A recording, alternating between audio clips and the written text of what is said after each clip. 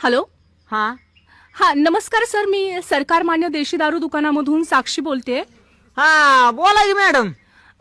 तुम्ही दारू प्यायला आता येऊ शकताय का? आता आता थोड्या टायमानं आलो असतो की. हा ऍक्च्युली काय झालंय, तुमचा दारू पिण्याचा टायमिंग संपलेला आहे, त्यामुळे तुम्ही लवकर येऊन दारू पिलात तर बरं होईल. नाही येतो नाही काय अडचण आहेला मॅडम. हा तुमचं मात्र असं झालंय बरं का, की ती गाडीची सर्व्हिसिंग संपल्यावर कसं ती मॅडम फोन करते की तुमची गाडी सर्व्हिसिंगला आली, येऊन करून जाता का.